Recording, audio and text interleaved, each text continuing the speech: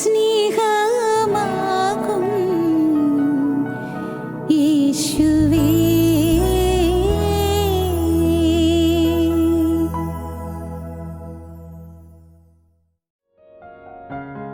ഞങ്ങളും ക്രൂശിക്കപ്പെട്ട ക്രിസ്തുവിനെ പ്രസംഗിക്കുന്നു. ദൈവതിരുനാമത്തിന് മഹത്വം ഉണ്ടാകട്ടെ. അപ്പോസ്തലപ്രവൃത്തികളുടെ പുസ്തകം 2-ാം അധ്യായം 39-ാം വാക്യമാണ് നമ്മുടെ ആധാരവാക്യം. വായിക്കാം. പരിശുദ്ധാത്മാവ് എന്ന ദാനം ലഭിക്കും. വാഗ്ദത്തം നിങ്ങൾക്കും നിങ്ങളുടെ മക്കൾക്കും നമ്മുടെ ദൈവമായ കർത്താവ് വിളിച്ചു വരുത്തുന്ന ദൂരസ്ഥന്മാരായ ഏവർക്കും ഉള്ളതല്ലോ എന്ന് പറഞ്ഞു. വാഗ്ദത്തം നിങ്ങൾക്കും നിങ്ങളുടെ മക്കൾക്കും നമ്മുടെ കർത്താവായ യേശുക്രിസ്തു വിളിച്ചു വരുത്തുന്ന ഏവർക്കും ഉള്ളതല്ലോ. എല്ലാവർക്കും വാഗ്ദത്തമുണ്ട്. എല്ലാവർക്കും വാഗ്ദത്തം എല്ലാവർക്കും ഉണ്ട്. ദൈവം വാക്ക് പറഞ്ഞു തരികയാണ്. വാഗ്ദത്തമുണ്ട്. വാഗ്ദത്തം എന്താണ്? വാഗ്ദത്തം നമുക്ക് തരുന്ന വാഗ്ദത്തം അനുഗ്രഹം തരാമെന്ന്. അബ്രഹാമിനെ വിളിച്ചു, അനുഗ്രഹത്തിൻ്റെ വാഗ്ദത്തം നൽകി. ഇസാക്കിനെ വിളിച്ചു, അനുഗ്രഹത്തിൻ്റെ വാഗ്ദത്തം നൽകി. യാക്കോബിനെ വിളിച്ചു, അനുഗ്രഹത്തിൻ്റെ വാഗ്ദത്തം നൽകി. യാക്കോബിനായ യോസേഫിനും അനുഗ്രഹത്തിൻ്റെ വാഗ്ദത്തം നൽകി. വാഗ്ദത്തം തരും ദൈവം. ഇന്ന് നിങ്ങൾ ദൈവത്തോട് ചോദിച്ചു വാങ്ങണം, പിടിച്ചു വാങ്ങണം. നിങ്ങൾ വാശി പിടിച്ച് വാങ്ങണം, ചോദിച്ച് പ്രാർത്ഥിച്ച് വാങ്ങണം. കർത്താവേ, എനിക്കിന്ന് നിൻ്റെ അനുഗ്രഹീതമായ വചനത്തിൽ കൂടി ചില വാഗ്ദത്തങ്ങൾ തരണമേ. ഇന്ന് കർത്താവേ, നീ എൻ്റെ അരികിൽ വന്ന് എന്നോട് സംസാരിക്കുന്നത് എനിക്ക് അനുഭവിക്കാനൊരു ഭാഗ്യം തരണമേ. കർത്താവേ, സത്യമായും വിശ്വാസത്തിൽ ഊന്നിക്കൊണ്ട് വാഗ്ദത്തം പ്രാപിച്ച് നിന്നെ സ്തുതിപ്പാനും നിന്നെ ആരാധിപ്പാനും, കർത്താവേ, വിശുദ്ധിയുള്ളവർക്കും വെടിപ്പുള്ളവർക്കും മാത്രം നൽകിടുന്ന വിശുദ്ധതകൾ സ്വീകരിപ്പാനും കർത്താവേ, നീ എനിക്ക് ഭാഗ്യം തരണമേ. പ്രാർത്ഥിക്കൂ. ദൈവത്തിന് സ്തോത്രം. പ്രാർത്ഥനയിൽ കൂടി എല്ലാം സാധിക്കും. പ്രാർത്ഥനയിൽ കൂടി മാത്രം പ്രാർത്ഥിക്കുക. വീണ്ടും വീണ്ടും പ്രാർത്ഥിക്കുക. ജോലി ചെയ്യുമ്പോഴും പ്രാർത്ഥിക്കുക. യാത്ര ചെയ്യുമ്പോഴും പ്രാർത്ഥിക്കുക. പകലും പ്രാർത്ഥിക്കുക, രാത്രിയും പ്രാർത്ഥിക്കുക. ദൈവത്തിന് സ്തോത്രം. അതുകൊണ്ട് നിങ്ങൾ ഉറക്കളച്ചിരുന്ന് പ്രാർത്ഥിക്കാനൊന്നും ഞാൻ പറയുന്നില്ല. സ്തോത്രം. പക്ഷേ ഒന്നുണ്ട്, നിങ്ങൾക്ക് നിങ്ങളുടെ കുട്ടിക്ക് വേദനയാണെങ്കിൽ, രോഗമായിട്ട് കിടക്കുകയാണെങ്കിൽ ഉറങ്ങാൻ പറ്റുമോ? പറ്റില്ലല്ലോ. നിങ്ങളുടെ കുട്ടിക്ക് അല്ലെങ്കിൽ ഭാര്യയ്ക്ക് അല്ലെങ്കിൽ ഭർത്താവിന് അസഹ്യമായ വേദന, പൊളഞ്ഞ് വേദനിക്കുന്നു, പാവം, അങ്ങനെ ഇരിക്കുകയാണെങ്കിൽ നിങ്ങൾക്ക് ഉറങ്ങാൻ പറ്റുമോ? പറ്റില്ലല്ലോ. നമ്മുടെ കുഞ്ഞ് കിടന്ന് പൊളഞ്ഞ് വേദനിച്ച് കരയുന്നു, ഉറങ്ങാൻ പറ്റുമോ? ഉറങ്ങാൻ പറ്റുകയില്ല. എന്നതുപോലെ നമ്മുടെ ഉള്ളിലൊരു തീ കത്തിയാൽ മതി, ഒരു ആവശ്യബോധം ഉണ്ടായാൽ മതി, നാം ഇരുന്ന് പ്രാർത്ഥിക്കും. മറ്റെല്ലാവരും ഉറങ്ങിക്കഴിയുമ്പോൾ ദൈവത്തിന് സ്തോത്രം, എൻ്റെ ദൈവത്തിന് സ്തോത്രം. എല്ലാവരും ഉറങ്ങിക്കഴിയുമ്പോൾ ശാന്തമായി എഴുന്നേറ്റ് ദൈവത്തിന് സ്തോത്രം. അനുഭവമാണെങ്കിൽ നിങ്ങളെ കർത്താവ് വിളിച്ച് എഴുന്നേൽപ്പിക്കും. അതൊരു അനുഭവമാണ്. നിങ്ങൾക്ക് അങ്ങനെ അനുഭവം ഉണ്ടെങ്കിൽ, ആഗ്രഹം ഉണ്ടെങ്കിൽ, നിങ്ങൾ ഉറങ്ങിക്കിടക്കുകയാണെങ്കിൽ കർത്താവ് നിങ്ങൾ വിളിച്ച് എഴുന്നേൽപ്പിക്കും. എന്നിട്ട് നിങ്ങൾ കർത്താവിൻ്റെ പാദത്തെങ്കിൽ നിങ്ങൾ ശാന്തമായിട്ടിരിക്കും. ആ സ്നേഹ സൗന്ദര്യം കണ്ടുകൊണ്ട്, ഹല്ലേലൂയ, ദൈവത്തിന് സ്തോത്രം. ആ സ്നേഹ സാന്നിധ്യം കണ്ടുകൊണ്ട്, ആ സ്നേഹ സാമീപ്യം അനുഭവിച്ചുകൊണ്ട് നിങ്ങൾക്ക് കർത്താവിനോട് ഉള്ളു തുറന്ന് പറയാം. രാത്രിയുടെ ഏകാന്ത രാവുകളിൽ, ഏകാന്ത സമയങ്ങളിൽ കർത്താവിനോട് എല്ലാം തുറന്ന് പറയാം. ഭാര്യ കേൾക്കുകയില്ല, ഭർത്താവ് കേൾക്കുകയില്ല, മക്കൾ കേൾക്കുകയില്ല, ആരുമില്ല. നാവും കർത്താവും മാത്രം ഒറ്റയ്ക്ക്. ദൈവത്തിന് സ്തോത്രം. ഇങ്ങനെയൊരു അനുഭവം നിങ്ങൾക്കുണ്ടാകുക. പ്രാർത്ഥനയിൽ കൂടി നേടാം അനുഗ്രഹം, വാഗ്ദത്തം. അബ്രഹാം പിതാവിന് അനുഗ്രഹം കിട്ടി. ഒരു ചെറിയ സംഭവം പോലെ തോന്നാം, പക്ഷേ ചെറിയ സംഭവമല്ല. അതിനെ തുടർന്ന് ബഹുജാതികൾ അനുഗ്രഹം പ്രാപിക്കുകയാണ്. അതാണ് വാഗ്ദത്തം. നിന്നിൽ ബഹുജാതികൾ അനുഗ്രഹം പ്രാപിക്കും, തലമുറകൾ അനുഗ്രഹിക്കപ്പെടുമെന്ന് കർത്താവ് പറഞ്ഞു. അബ്രഹാമിന് അനുഗ്രഹം കിട്ടിയ അനുഗ്രഹം പിന്നെയും വാഗ്ദത്തമായി പിന്നെയും തന്നുകൊണ്ടിരുന്നു. അബ്രഹാമിന് അനേകം ഭൗതികാനുഗ്രഹങ്ങൾ കിട്ടി. അബ്രഹാമിന് വാഗ്ദത്തം കിട്ടി, മോനെ കിട്ടുമെന്ന് പറഞ്ഞു. വാഗ്ദത്തം കിട്ടി, മോനെ കിട്ടി. തുടർന്ന് അവരെല്ലാം അബ്രഹാമിന് അനുഗ്രഹം കിട്ടി. തലമുറയിലേക്ക് വരുന്നു. ഇസാക്കിന് അനുഗ്രഹം കിട്ടി. ഇസാക്കിന് ശേഷം യാക്കോബിന് അനുഗ്രഹം കിട്ടി. യാക്കോബ് ഒരു വിധത്തിൽ പറഞ്ഞാൽ വളരെ ദയനീയമായൊരവസ്ഥയിലായി പോയതായിരുന്നു. എല്ലാം തകർന്നു പോയതായിരുന്നു.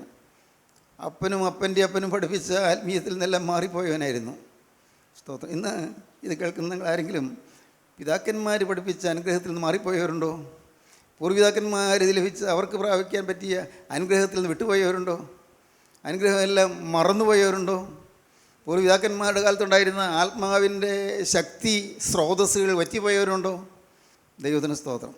അനുഗ്രഹം. യാക്കോബ് കുറക്കാലം ഈ അനുഗ്രഹത്തെക്കുറിച്ച് ചിന്തിച്ചില്ല. കാര്യം അപ്പനെയും 15 കൊല്ലം അപ്പൻ്റെ കൂടെ ജീവിച്ചതാണ്, അബ്രഹാമിൻ്റെ കൂടെ.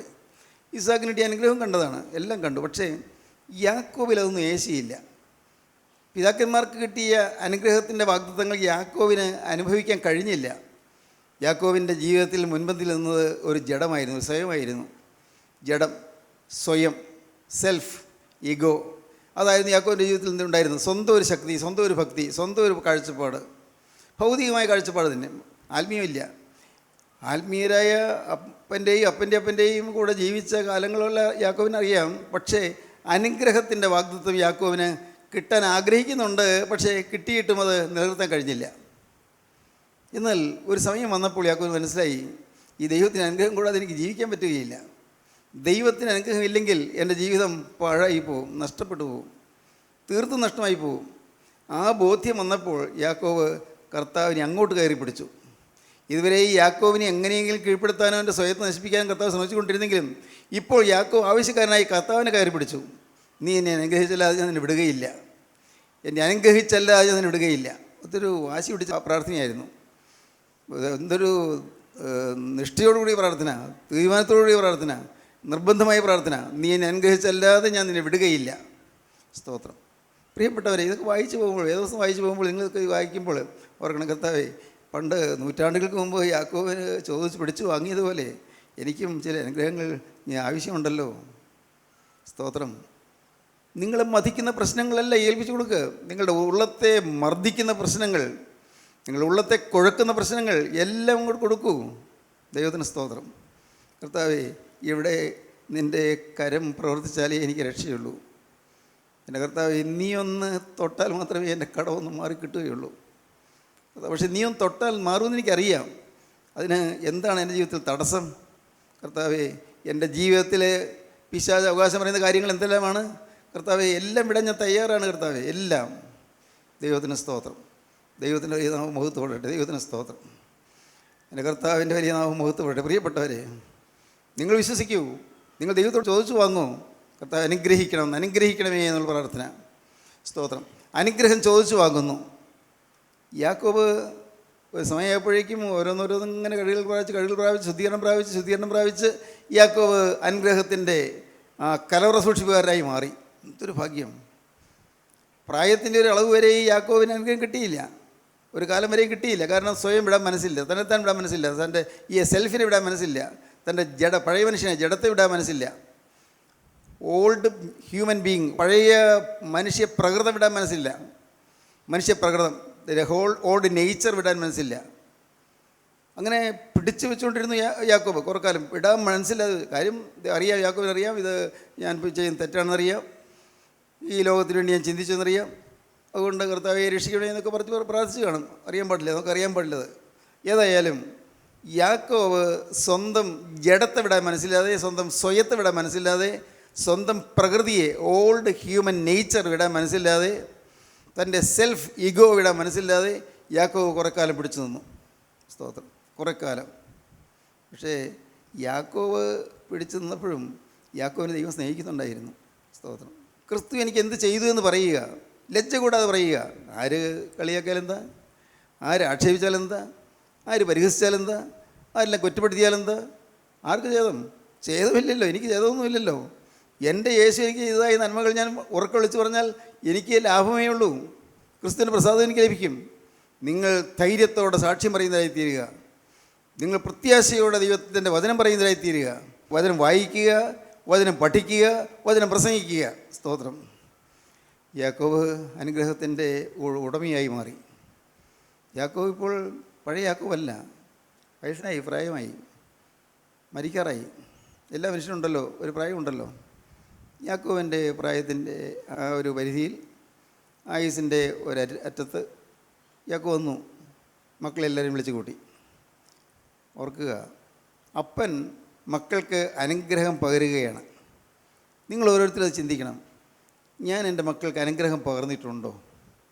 എൻ്റെ കുഞ്ഞുങ്ങൾക്ക് നമ്മൾ തീർച്ചയായിട്ടും കുഞ്ഞുങ്ങളെ സ്നേഹിച്ചു, അവരെ വിദ്യാഭ്യാസം കൊടുത്തു, അവരുടെ വിവാഹം നടത്തി കൊടുത്തു, അവർക്ക് വീട് വെച്ച് കൊടുത്തു, അവർക്ക് ജോലിക്ക് ആവശ്യമുള്ള കാര്യങ്ങളെല്ലാം നിങ്ങൾ ഒത്താശ ചെയ്ത് കൊടുത്തു, പല പല കാര്യങ്ങൾ ചെയ്യണം. പക്ഷേ നാം അവർക്ക് വേണ്ടി നിത്യതയിലേക്ക് നിലനിൽക്കുന്ന എന്താണ് സമ്പാദിച്ചു കൊടുത്തത്? ചിന്തിക്കണം. നിങ്ങളുടെ കുട്ടി 10ാം ക്ലാസ്സിൽ പരീക്ഷയ്ക്ക് തോറ്റു എന്ന് പറഞ്ഞാൽ എന്തൊരു ദുഃഖമായിരിക്കുമല്ലേ, എന്തൊരു ദുഃഖം. നിങ്ങളുടെ കുട്ടി MBBS പരീക്ഷ എഴുതിയിട്ട് കിട്ടിയില്ല ഇത് വരുമ്പോൾ എന്തൊരു ദുഃഖമായിരിക്കും, എന്തൊരു വിഷാദമായിരിക്കും. എന്നാൽ നിങ്ങളുടെ കുട്ടി ആത്മാവിനെ സ്വീകരിച്ചിട്ടില്ല എന്ന് വന്നാൽ നിങ്ങൾക്ക് ആ വിഷമമുണ്ടോ? നിങ്ങളുടെ കുട്ടി ദൈവത്തെ വിളിക്കുന്നില്ലെന്ന് വന്നാൽ നിങ്ങൾക്ക് വിഷമമുണ്ടോ? ഇല്ല, പലർക്കും ഇല്ല. അത്രയ്ക്കേ ഉള്ളൂ ദൈവത്തിന് നിങ്ങൾ കൊടുത്തിരിക്കുന്ന സ്ഥാനം. ഒന്നാമത്തെ കാര്യം, എൻ്റെ സന്തതി പരമ്പരകൾ യേശുക്രിസ്തുവിനെ അറിയണം. ശവക്കുഴിക്ക് അപ്പുറം നിലനിൽക്കുന്നതായ അത്യുത്തമ സമ്പത്ത് എൻ്റെ മക്കൾ നേടുവാൻ തക്കവണ്ണം അവർ യേശുക്രിസ്തുവിനെ അറിയണം. ഇല്ലെങ്കിൽ നഷ്ടമാണ്, തീരാ നഷ്ടമാണ്. കൂട്ടായ്മയ്ക്ക് മക്കൾ വന്നാലും പോരാന്ന് ഞാൻ പറയുന്നത്. എന്തോരം മകൾ കൂട്ടായ്മയ്ക്ക് വരുന്നു, കൂട്ടായ്മയ്ക്ക് വന്നാലും പോരാ. ക്രിസ്തു ഉള്ളവരായിത്തീരണം, ക്രിസ്തുവിനെ അനുഭവിക്കണം. നമ്മുടെ മക്കൾ ക്രിസ്തുവിനെ അനുഭവിക്കണം, നമ്മുടെ ഭാര്യ ക്രിസ്തുവിനെ അനുഭവിക്കണം, ഭർത്താവ് ക്രിസ്തുവിനെ അനുഭവിക്കണം. യേശു ക്രിസ്തു മാത്രം ലക്ഷ്യമാക്കി മുന്നോട്ട് പോയാൽ നിങ്ങൾക്ക് ജയം കിട്ടും, ജയജീവിതം കിട്ടും. തീർച്ചയായിട്ടും നിങ്ങൾക്ക് സമാധാനം കിട്ടും. കുടുംബം, ഭാര്യയ്ക്കും ഭർത്താവിനും എല്ലാം സമാധാനം കിട്ടും. തലമുറകൾ അനുഗ്രഹിക്കപ്പെടണം, തലമുറകൾക്ക് വേണ്ടി കരുതണം.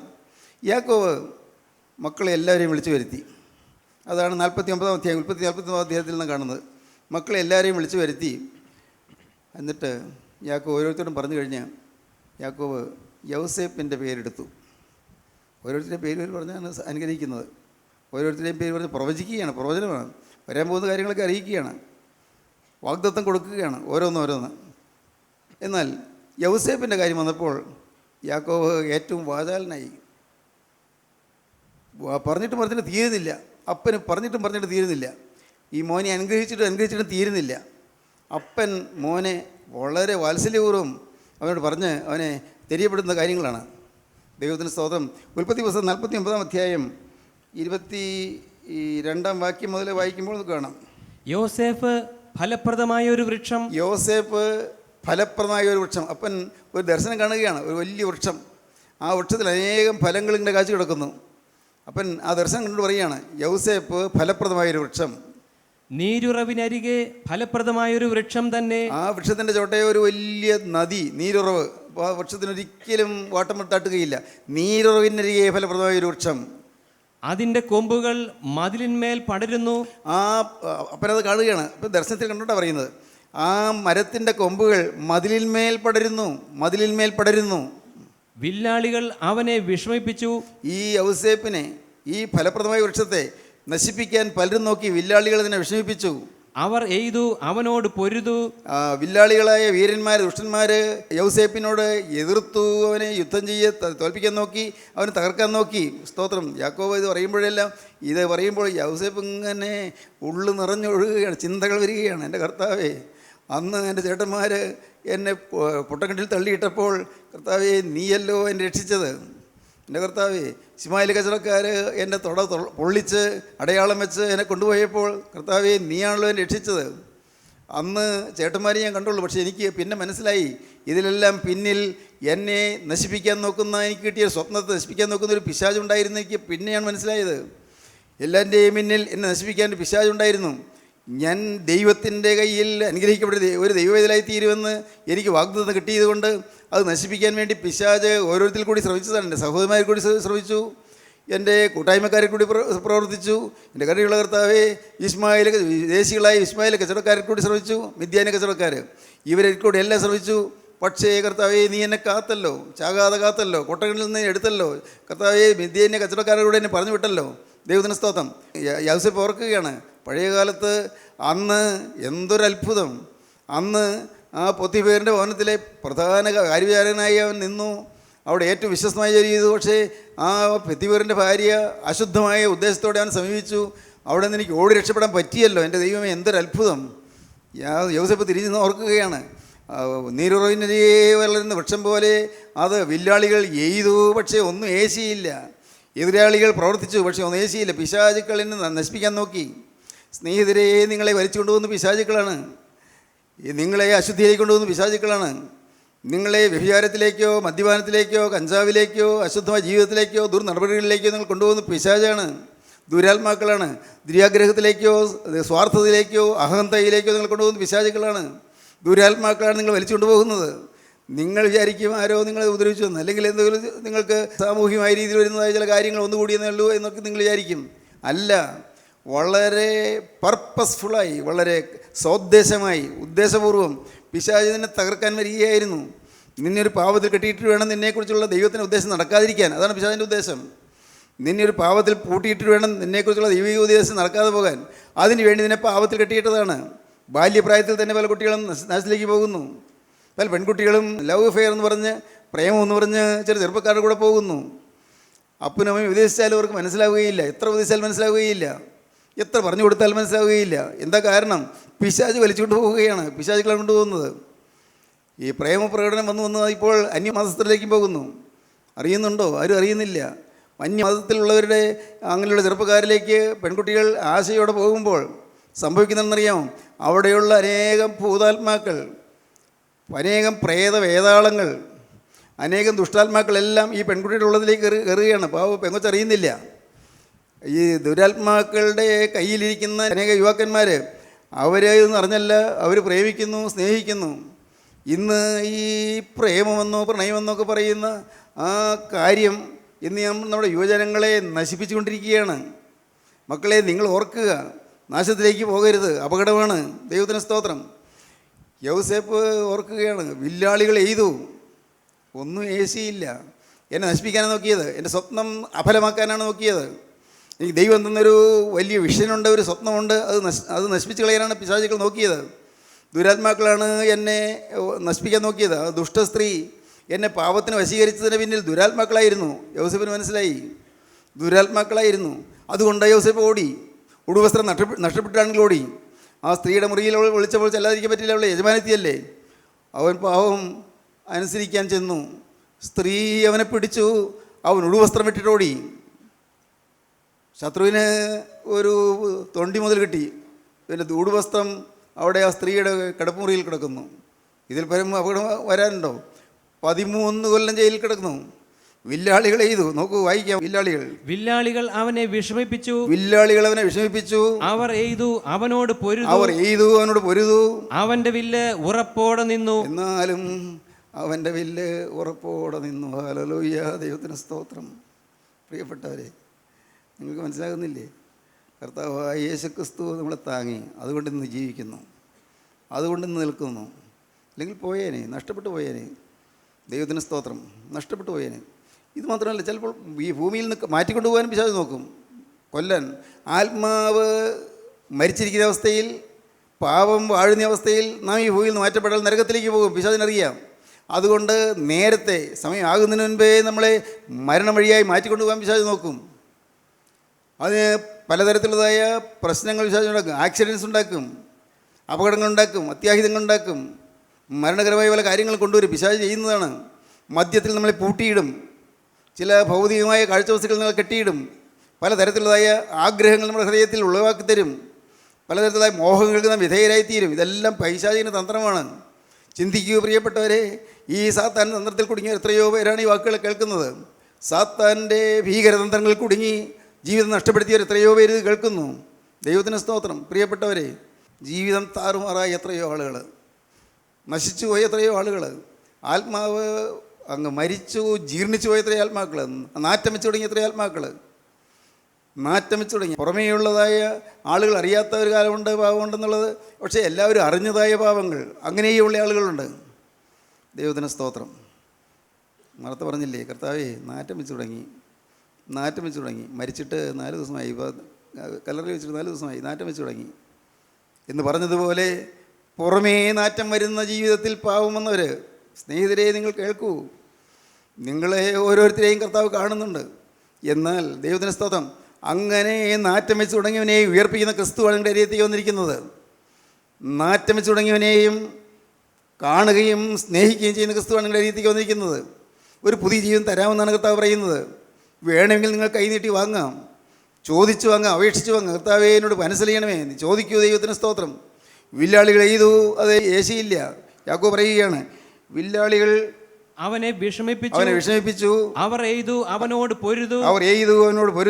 അവന്റെ വില്ല് ഉറപ്പോടെ നിന്നു.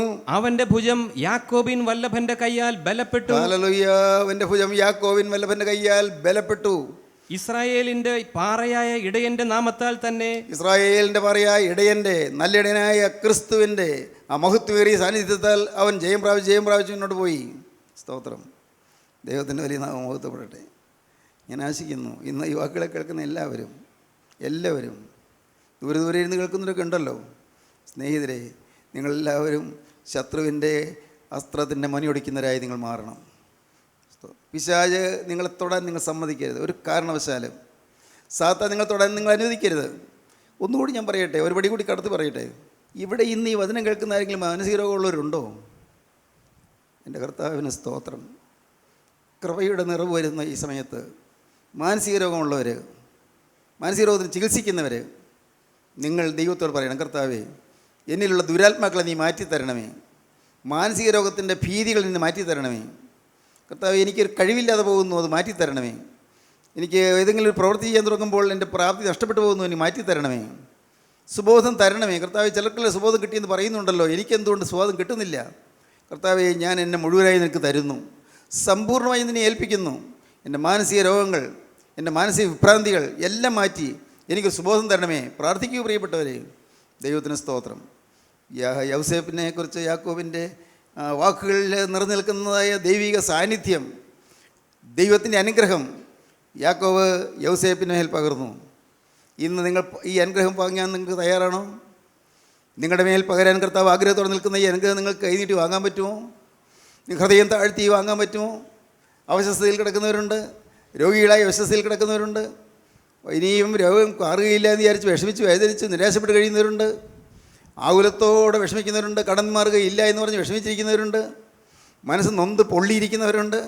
കർത്താവിന് സ്തോത്രം. സ്നേഹിതരെ, ഇപ്പോൾ നിങ്ങൾ യേശുവിനോട് പറയൂ, കർത്താവേ എൻ്റെ അരികിലേക്ക് ഒന്ന് വരണമേ, നീ എന്നോടൊന്ന് മനസ്സലിയണമേ, നിൻ്റെ കൃപയുടെ കരൻ്റെ മേലൊന്ന് വെക്കണമേ, എൻ്റെ പ്രശ്നങ്ങൾക്കൊരു പൊറുതി തരണമേ, എനിക്കൊരു സമാധാന ജീവിതം തരണമേ. കർത്താവേ, നിന്നെ ആരാധിപ്പാൻ എനിക്കൊരു വിടുതൽ തരണമേ. യഹോവേ, നിന്നെ ആരാധിപ്പാൻ എനിക്ക് എൻ്റെ ബന്ധനങ്ങളിൽ നിന്നൊരു മോചനം തരണമേ. എല്ലാ ബന്ധനങ്ങളും അറുത്തു മുറിച്ച് കളയണമേ, എല്ലാ ശാപങ്ങൾ മാറ്റി തരണമേ, പാവങ്ങൾ ദൂരീകരിച്ച് തരണമേ. പ്രാർത്ഥിക്കൂ പ്രിയപ്പെട്ടവരെ, യേശുവിനോട് പ്രാർത്ഥിക്കൂ. യേശുവിനെ അനുഗ്രഹിക്കാൻ വന്നിരിക്കുന്നതുകൊണ്ട് നിങ്ങൾ പ്രാർത്ഥിക്കൂ. കർത്താവേ, ഇപ്പോൾ ഇതിലേക്ക് വന്ന് എൻ്റെ തലമേൽ കരം വെക്കണമേ, എന്നെ അനുഗ്രഹിക്കണമേ, ശാപം മാറ്റി അനുഗ്രഹം പകരണമേ, ബന്ധനം കഴിച്ച് സ്വാതന്ത്ര്യം തരണമേ. കർത്താവേ, എൻ്റെ ജീവിതത്തിലെ പാപങ്ങളെല്ലാം മാറ്റി എനിക്ക് വിശുദ്ധീകരണം തരണമേ, അനുഗ്രഹിക്കണമേ. പ്രാർത്ഥിക്കൂ, ദൈവങ്ങളിലേക്ക് ഏൽപ്പിക്കൂ. കാരുണ്യവാനേ, മഹാപരിശുദ്ധനായ ഞങ്ങളുടെ സ്വർഗീയ പിതാവേ, അവിടുത്തെ തിരുസാന്നിധ്യം ഞങ്ങൾക്ക് ദാനമായി തന്നതിനാൽ സ്തോത്രം. അപ്പോൾ ഞങ്ങൾക്ക് ഇതിന് യോഗ്യതയില്ല എന്ന് മാത്രം ഞങ്ങൾ ഏറ്റു പറയുന്നു. മനസ്സിൽ ഞങ്ങൾ മത്തിൽ എഴുന്നള്ളുന്നതിനായി സ്തോത്രം. നിൻ്റെ ഈ മക്കളെ അവിടെ തുടരണമേ കർത്താവേ. നാഥ, അവിടെ അത്ഭുതങ്ങൾ പ്രവർത്തിക്കണമേ കർത്താവേ. അനേകർ സ്വർഗീയ അനുഗ്രഹങ്ങൾ പ്രാപിക്കാൻ ഇടയാക്കണമേ. നാഥ, അവിടുത്തെ രണ്ടാമത്തെ വരവിൽ ഞങ്ങളെല്ലാവരും ഒരുമിച്ച് പറന്നു വരാൻ ഇടയാക്കണമേ. യേശു ക്രിസ്തുവിൻ്റെ രാജകീയ നാമത്തിൽ പ്രാർത്ഥിക്കുന്ന കൃപയോടെ കേൾക്കണം പിതാവേ. ആമീൻ. ഹല്ലേലൂയ.